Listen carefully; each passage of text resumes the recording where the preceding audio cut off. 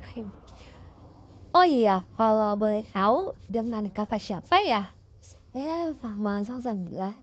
Oke, Kak Fahma biar lebih akrab mau dipanggil apa nih Kak? Fahmanza. Oke, Kak Fahma. Sebelumnya kita udah buat janji ya Kak, dari 2 minggu yang lalu. Ya, betul. Baik. Perkenalkan, saya Fahma ya. Saya sebagai konselor. Ya, bagaimana Kak kabarnya hari ini? Eh, untuk kalau sendiri sih saya sehat, tapi ya saya merasa beberapa minggu ini kita ya ada yang kurang baik nih dan saya jadi saya merasa ada hal-hal yang ya perlu diluruskan dari segala pikiran saya. Oke, dari beberapa minggu belakangan ini berarti pikiran saya lagi kurang baik ya Kang ya. Tapi untuk perjalanan hari ini apakah lancar? Untuk tadi sih enggak mengalami. Alhamdulillah ya Kak, lancar-lancar ya Kak. Ya. Sebelumnya apakah Kakak pernah melakukan konseling? Wah, nggak punya, belum pernah sih kali ini pertama kali. Oke, jadi ini baru pertama kalinya Kakak melakukan konseling ya Kak. Ya. Boleh saya jelaskan terlebih dahulu? Oh iya, gini. Jadi konseling itu adalah di mana Mbak sebagai klien akan menyampaikan permasalahan dan eh, kesulitan Kakak, dan saya sebagai konselor yang akan membantu menyelesaikan permasalahan yang Kakak hadapi.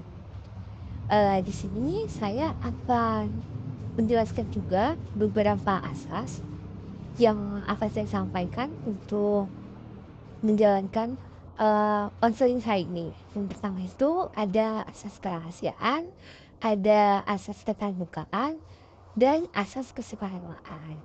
Untuk asas kes untuk asas kerahasiaan itu di mana saya sebagai konselor menjaga dan memberikan Di mana saya sebagai konselor menjaga kerahasiaan dari jadi asas kerahasiaan itu di mana saya sebagai konselor akan menjaga rahasia data diri klien dan permasalahan klien yang klien sudah ceritakan kepada saya.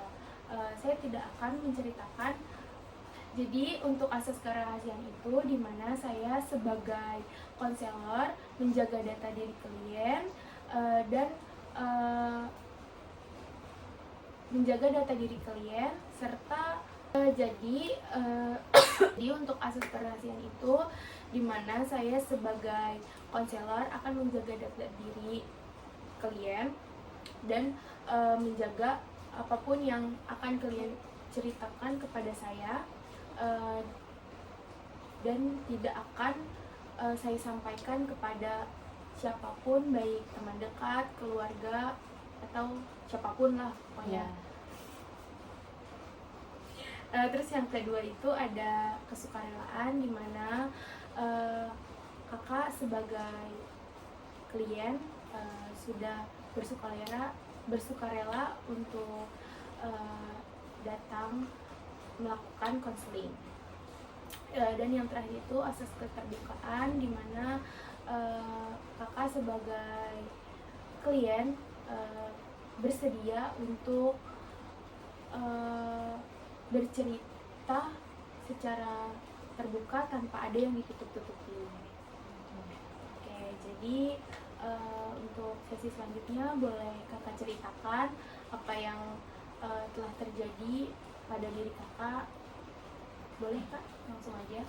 Oke, jadi saya tuh merasa beberapa minggu terakhir ini banyak sekali yang kenapa sih kok seperti ini gitu. Jadi kita mundur di masa lalu dulu ya kayak. Jadi saya adalah seorang anak yang dimana tinggal dengan kakak kandung saya satu-satunya. Kemudian untuk ibu dan bapak saya ini sudah tidak ada. Jadi bapak saya ini meninggal dunia saat saya masih SMP, dan itu posisinya saya benar-benar kayak masih di tahap ujian sekolah. Jadi secara tiba-tiba tanpa ada sakit yang sakit parah atau apapun itu, bapak saya itu meninggal dunia. Itu posisinya juga saya sekolah di boarding ya, jadi saat itu bapak saya emang lagi ke arah Jawa Tengah, kan saya kebetulan boardingnya di Jawa Tengah, terus bapak saya lagi dalam agenda ngaji gitu ya sama teman-temannya. Kebetulan juga untungnya ibu saya itu ikut, jadi tiba-tiba banget bapak saya itu sakit, jatuh sakit ya, hanya sebatas demam, terus kemudian juga batuk, pilek, hanya biasa kayak gitu. Terus nggak tahu kenapa emang takdirnya tuh usianya hanya sebatas ya saat itu udah terakhir. Terus yang saya paling ingat tuh waktu itu apa ya, di asrama saya tuh lagi ada kegiatan besar-besaran gitu, terus saya menunggu, katanya saya mau dijenguk. Biasanya kan kalau bapak saya lagi ke arah Jawa gitu saya dijenguk gitu kan, nah, itu sama sekali nggak ada kabar gitu kan. Bahkan saya sempat ada cekcok dengan pembina asrama saya untuk saya minta pinjam handphone untuk menghubungi orang tua saya, itu sampai sebegitu tidak dibolehkan, sampai sesulit itu untuk saya menghubungi mereka gitu kan. Terus tepat di hari Minggu gitu kan ya, Minggu pagi saya dijenguk oleh bule saya, yaitu keluarga dari ibu gitu kan, dikabarkan kalau bapak ini jatuh sakit terus dirawat di rumah sakit. Nah kebetulan rumah sakit ini di daerah Solo gitu kan.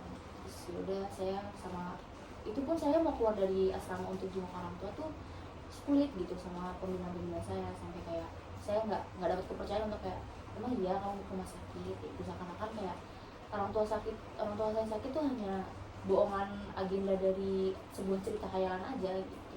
Terus entah kenapa, mungkin karena masalah pribadi atau emang pembina nggak ada kepercayaan kepada saya, karena ya saya pikir waktu SMP saya memang ya banyak lah kenakalan-kenakalan remaja yang terjadi gitu. Nah terus yaudah saya tidak didapatkan izin gitu, terus akhirnya buat izin bisa saya ya udah Solo. Nah, tepat ya saat jam-jam 12 gitulah saya mencari itu rumah sakit itu sulit sekali, kayak nggak ketemu gitu, nggak tahu kenapa sulit gitu, kayak kok muternya di pasar ini lagi, tempat ini lagi, tempat ini lagi gitu, sampai ada kali 5 kali sampai mobil yang saya sama saudara saya naikin itu banyak ada trouble kayak gitu. Terus ya udah ya itu benar-benar saya melihat, saya ketemu di rumah sakit itu, saya benar-benar melihat bapak saya dalam keadaan ya sakit, udah terbaring di rumah. Kemudian juga bapak saya akhirnya ya saya melihat keadaan bapak saya terakhir kalinya tuh sesakit-sakitnya ia saat udah mau nggak ada tuh, ya udah saya melihat itu, ya itu jujur sebuah trauma yang membekas seumur hidup gitu. Terus udah lanjut lagi saya menjalani kehidupan biasa seperti anak-anak pada umumnya, saya sekolah, ujian kayak gitu kan. Terus posisinya ibu saya juga masih di kampung gitu, karena kan masih melewati masa idah itu kan. Terus udah pernah saya juga pulang gitu kan, pulang ke rumah saya untuk menemui ibu saya. Terus udah situ kayak masih belum terjadi terasa apa-apa gitu, masih kayak biasa, kayak rasanya tuh bapak saya kayak masih ada tapi wujudnya nggak ada gitu. Itu yang saya rasakan waktu dia sebulan terus kayak mulai kayak bahkan mau nangis di depan ibu pun kayak sungkan ya, karena kan mikirnya ibu saya pun menahan nangisnya untuk anak-anaknya gitu. Bahkan ya saya sebisa sebagai anak ya menahan nangis untuk ibunya gitu. Terus udah ibu saya sebagai ibu rumah tangga, terus juga penghasilan pun dari ayah saya gitu kan. Kan mas saya pun baru selesai kuliah dan itu bisa dikatakan baru tertatih untuk berkarir gitu kan, dan belum ada karir yang tepat gitu kan yang pasti gitu. Terus menemukan fakta ya takdirnya adalah bapak saya yang ada. Dan itu terus saya biasa menjadi kehidupan, bahkan ya yang paling membekas tuh ya itu tadi omongan orang-orang yang di sekitar saya gitu kan. Bahkan untuk pembina saya pun bukannya mendukung, malah jatuhnya ya adalah kata-kata yang kurang mengenakan gitu kan. Jadi ya kalau saya ingin lalu aja, mungkin mereka memang gak suka sama saya gitu kan.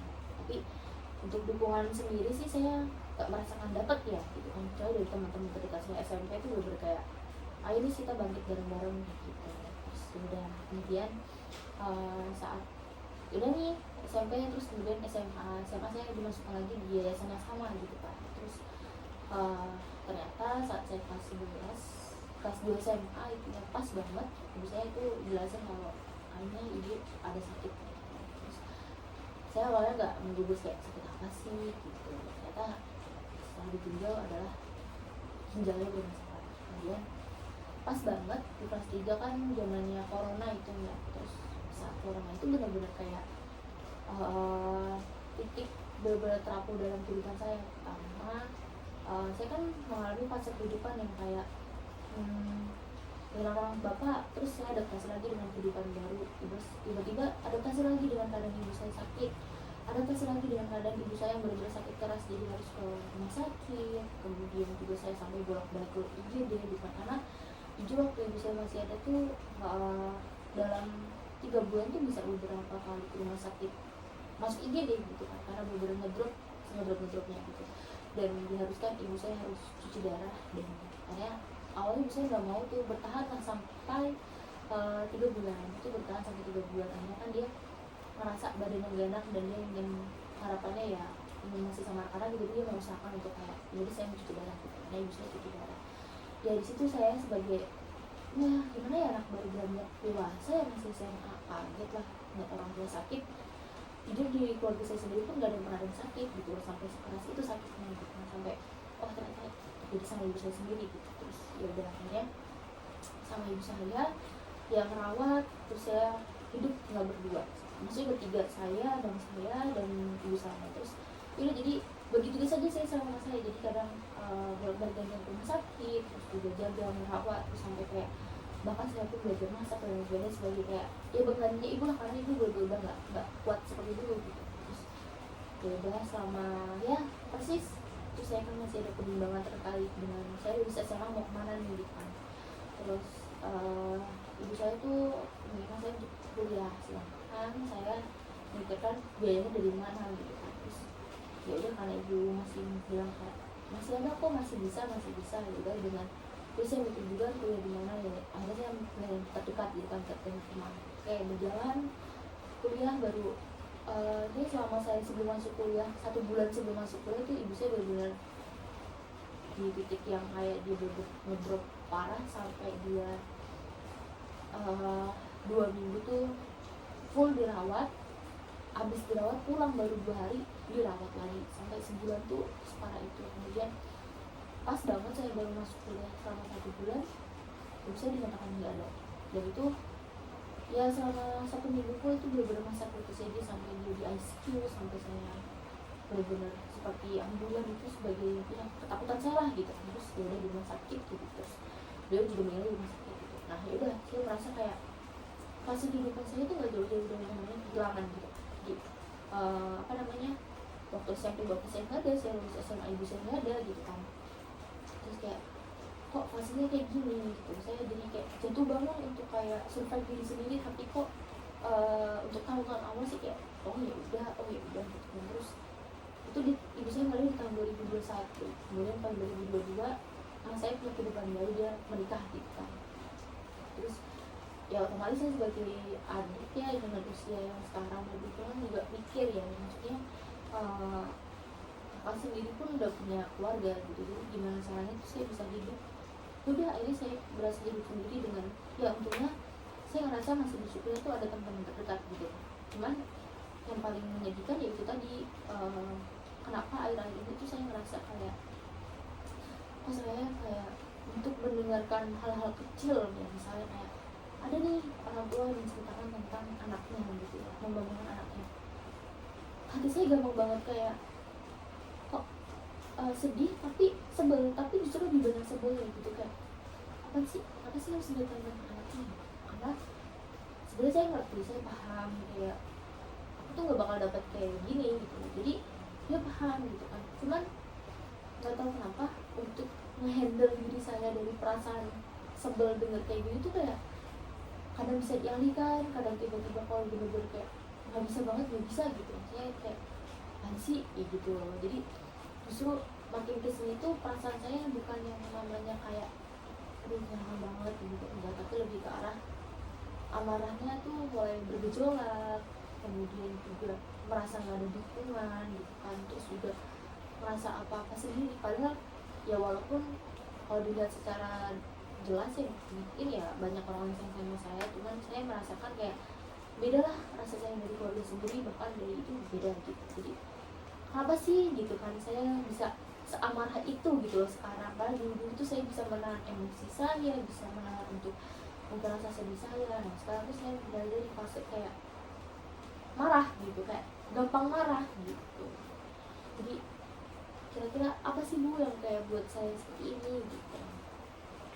Oke, dari cerita yang Kak Fatma sudah ceritakan, mungkin banyak sekali ya eh, pengalaman yang kurang baik, terus hal-hal yang kurang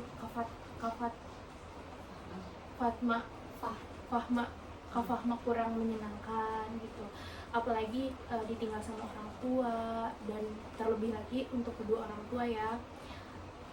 Jadi mungkin untuk amarah yang Kak Nis bukan Kak Nis sama ini anjing, aduh susah nih sama lu. udah lanjutin aja, udah terlanjur pernah, gak usah ngeluh ayo. Untuk Kak Fatma, untuk amarah yang Kak Fatma rasakan saat ini kemungkinan itu adalah efek dari perasaan yang sebelumnya kakak pendam, yang tidak kakak sampaikan mungkin kepada siapa-siapa gitu, dan sebelumnya kakak pernah sharing tidak kepada kakak pertamanya? Untuk komunikasi sama saudara kami sih jujur sangat minim ya, karena emang kakak saya tipe orang yang sangat pelit dengan komunikasi gitu. Tidak apa-apa Kak. Ya untuk komunikasi sih saya sama kakak saya tuh cukup kurang ya, karena memang nggak tahu kenapa emang kakak saya itu tipe orang yang kurang terbuka juga sih gitu. Jadi bahkan saya untuk ngobrol sama dia tuh bukan sesuatu yang sulit, tapi malas gitu untuk diungkapkan gitu, untuk bareng ngobrol sama dia gitu. Jadi emang komunikasinya kurang baik aja sih ya Kak untuk sama kakak sendiri ya. Mungkin untuk perasaan kakak saat ini yang merasa kurang adil gitu dunia untuk kakak ya. Kurang lebih seperti itu ya. Jadi biasanya kalau misalkan kakak lagi kayak gitu, apa sih yang kakak lakuin? Ya kadang saya bisa ya main sama teman-teman ataupun sekedar kayak me time gitu kan. Tapi ya balik lagi, kalau setelah saya melakukan hal senang gitu ya dengan teman-teman, entah ngobrol, ya biasanya sih saya ngelakuin kayak me time ataupun jalan-jalan sama teman, ngobrol gitu. Itu ya sebenarnya itu cukup mengurangkan perasaan emosi saya tadi ya. Cuman tapi kalau posisinya saya benar-benar lagi nggak bisa, nah nanti bakal keluap lagi gitu kan, secara spontanitas tuh kayak amarah tuh ada, sedih tuh berlarut-larut, bahkan ngeblank gitu, jadi kayak nggak ada semangat untuk melanjutkan hidup gitu. Jadi saya tuh ngerasa kayak saya tuh hidup sekarang itu hanya untuk menjalankan apa ya, sisa umur saya yang Tuhan beri gitu loh. Jadi nggak kayak ngerasa kayak oh hidup saya itu tertata A B C D F G gitu, tapi saya ngerasa kayak ya udah sih ngalir gitu, kan dikasih umur gitu aja gitu. Terus ya udah, jadi kan saya ngerasa kayak ya udah ini saya harus gimana nih, saya kan nggak boleh yang berlarut-larut kayak gini ya. Saya tahu bahwa saya nggak boleh nih, kalau kehidupan ini kan maksudnya apa yang saya pikirkan itu penyakit ya untuk diri saya sendiri gitu kan. Saya tahu itu Bu, tapi saya mikir kayak gimana sih saya biar bisa seperti dulu kayak ikhlas gitu, tidak seperti ini gitu. Jadi saya tuh pengen sembuh gitu, bukan berarti saya sakit ya, saya justru merasa kayak ya mungkin ini bagian dari sebuah depresi gitu kan, tapi depresinya ya nggak terlalu gitu kan. Cuma saya pengen saya menjalani kehidupan kayak setenang dulu, ikhlas dulu gitu. Jadi apa sih yang bisa saya lakuin gitu.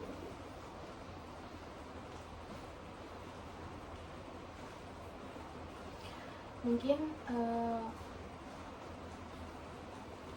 hal-hal yang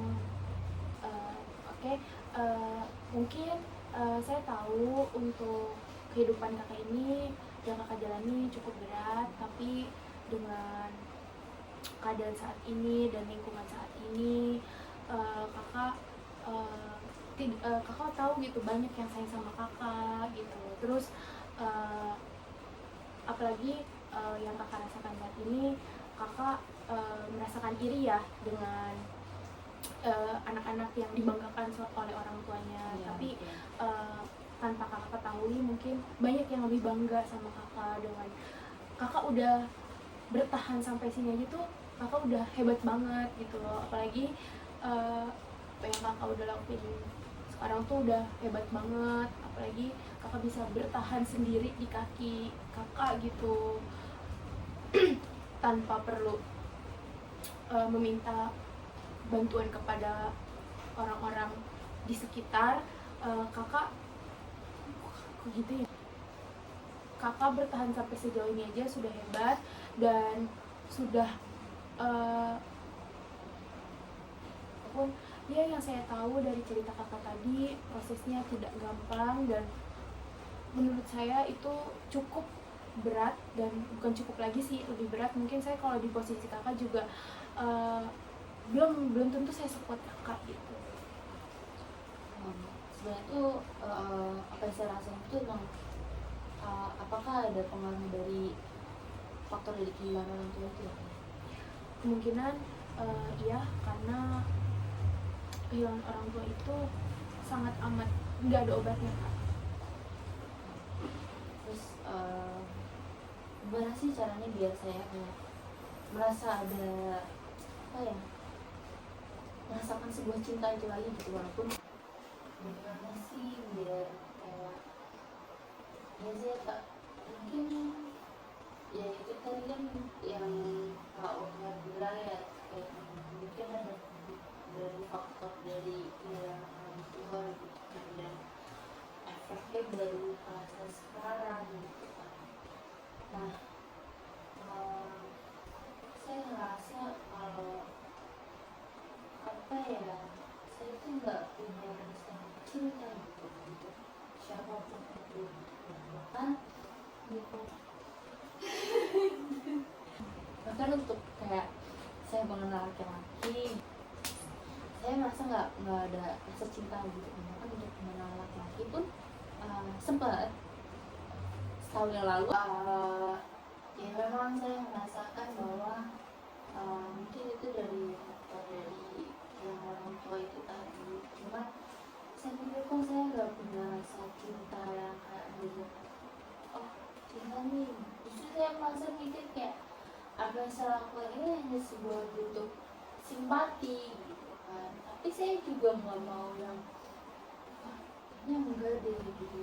Sebenarnya entah emang saya menafsirkannya hanya sebuah simpati ya, bahkan untuk saya untuk mengenal orang baru gitu kan, karena saya juga nggak ada pasangan kan sampai saat, bahkan saya nggak punya, belum ada pasangan gitu kan, sampai saya pikir kayak kayaknya nggak perlu dulu gitu kan punya pasangan, sampai saya benar-benar bisa mengontrol diri saya sendiri, bisa regulasi perasaan saya sendiri gitu. Nah, terus tapi saya gimana sih biar cara untuk kedepannya, misalnya saya benar-benar bisa membuat perasaan itu tumbuh lagi, itu apa sih yang harus saya lakukan?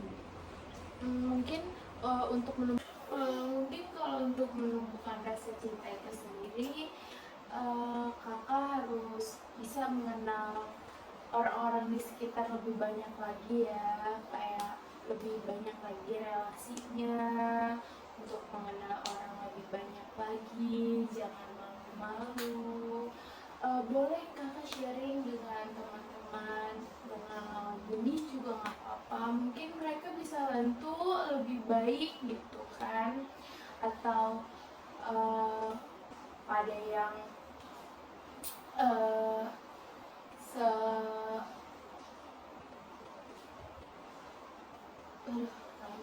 pak gue ya pokoknya sama yang lawan jenis gitu, mungkin kan pendapat yang sejenis dan lawan jenis kan akan berbeda pandangannya, apalagi laki-laki itu lebih realistis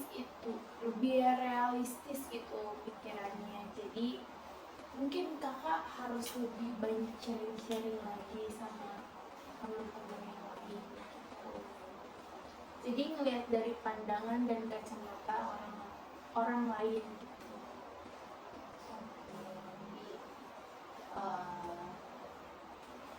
Terus kira-kira apa sih yang saya harus lakukan ketika fase ini tuh kembali ada gitu sama diri saya? Mungkin kakak bisa mengajak teman-teman kakak untuk ayo kita main bareng, jalan bareng gitu. Walaupun memang lagi sibuk ya saya. Gak banget jawabannya ya. Jawabannya enggak banget. Ya emang lo kenal sama konselornya? Enggak.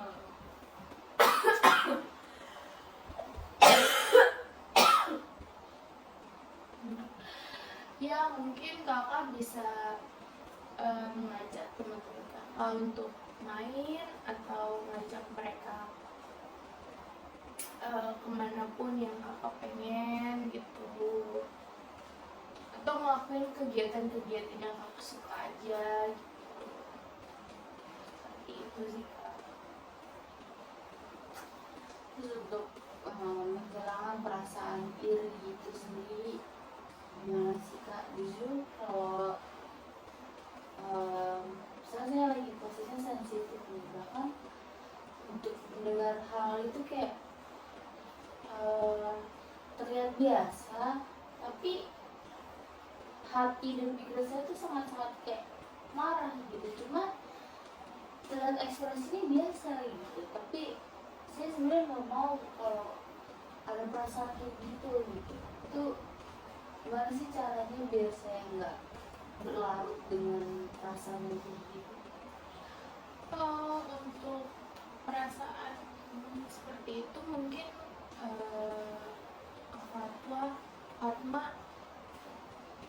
Fatma ya bisa sejenak untuk tidak dalam lingkungan itu dulu ya kak, agar kakak bisa netral dulu nih perasaannya gitu. Jadi kakak bisa netralin dulu perasaan itu.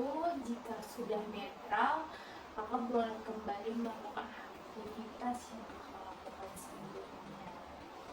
Jadi agar tidak terpancing amarah juga Pak. Kan biasanya kalau misalkan kita selalu dalam lingkup yang sama, kita kurang nyaman ya dengar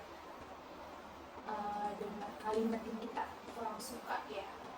Jadi mungkin ya itu kita netralin diri kita dulu, baru kita kembali lagi dalam lingkungan tersebut untuk menjalani aktivitas.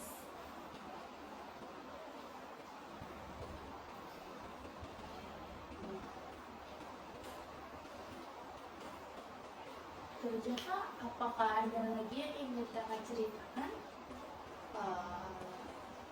Untuk saat ini sih itu aja sih kak, karena yang benar-benar mengganjal di pikiran maupun perasaan saya itu hanya sekitar itu tadi, sebuah amarah yang gak jelas gitu loh ya. Tapi ya selama ini sih sudah cukup. Oke, sudah cukup ya kak. Kira-kira bakalan ada konseling selanjutnya nggak nih kak? Untuk Mau menjadwalkan ulang tidak? ya saya mau lihat dulu ya perkembangan dari yang perdamaian perasaan emosi saya seperti apa selama mungkin 1 minggu ke depan. Kalau memang baik lagi, saya merasa tidak baik-baik saja, mungkin saya akan menghubungi Baik, sekian konseling untuk hari ini. Apa nih? semoga apa yang tadi kita lakukan benar-benar Kak Fatma bisa merasa lega, nyaman, kemudian segala perasaan dan masalahnya bisa diselesaikan dengan baik. Kak Fatma bisa semakin semangat dalam masa hidupnya. Konseling sendiri.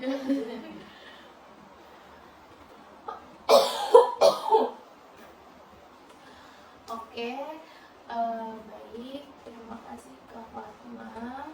Semoga apa yang kita lakukan hari ini dapat diambil baik buruknya, dan semoga permasalahan Kak Fatma cepat selesai